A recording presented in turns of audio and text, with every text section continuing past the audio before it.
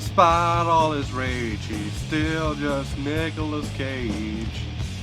Despite all his rage, he's still just Nicolas Cage. And someone will say his career can never be saved. Despite all his rage, he's still just Nicolas Cage.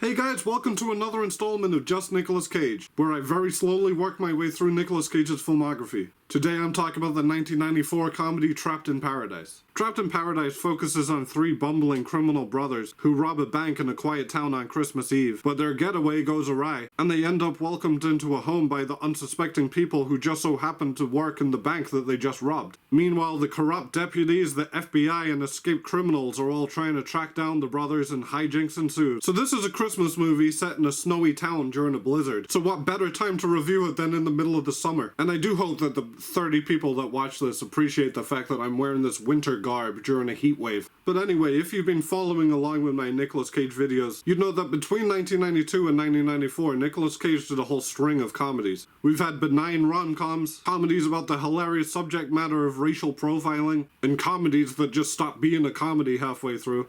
But here we have Trapped in Paradise, which is a much more conventional comedy. It's a farcical screwball comedy with big wacky jokes throughout. But after seeing this movie and all the jokes that fall flat, I am starting to think I should have been careful what I wished for. When are you two gonna get hitched? Get hitched? We're not even attracted to each other. That being said, there are quite a few jokes that work. I laughed out loud several times. It's certainly funnier than those other movies I mentioned. The bank robbery set piece in this movie in particular houses some pretty solid gags. It's locked. It's locked? All right, who's got the key? Raise your hand. Oh. Then you've got Jon Lovitz singing to the hostages. If you don't hold still. If you don't hold still. Cause if you move. You're gonna get killed. That's right.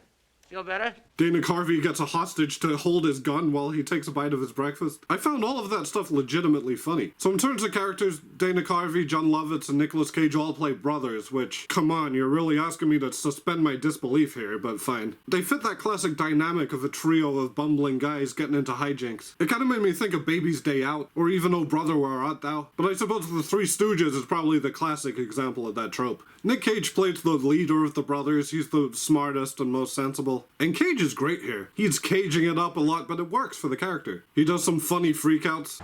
I just did what the map said. I made 4 lefts. 4 lefts is a circle, you idiot! You've got the random inflections he does, which I love. Liar. Starts in fun, ends in tears. Liar?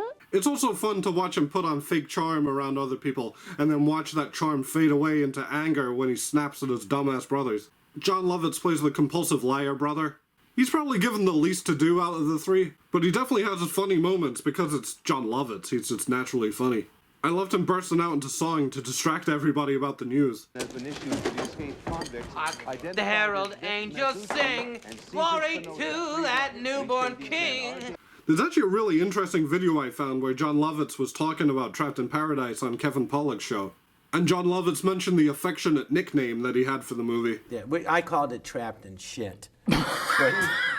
Yeah, suffice to say Lovitz does not look back fondly on Trapped in Paradise. And it seems mainly to do with the way that the director, George Gallo, acted on set. Jon Lovitz said that whenever he would ask for direction, the director would just go, I don't know, do whatever you want. Which during the comedy scenes is probably okay. I think people like Judd Apatow often do stuff like that too. The problem is that that's not all the movie. There's also action set pieces with bank robbery scenes. And you need direction for stuff like that.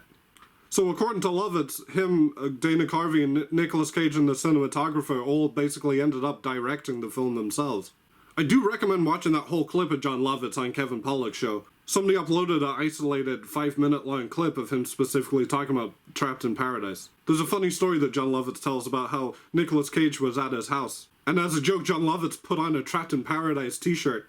And Nicolas Cage started freaking out. He was disgusted. And I came out and I go, hey, what do you think of this? And he went like, oh, no, take it off.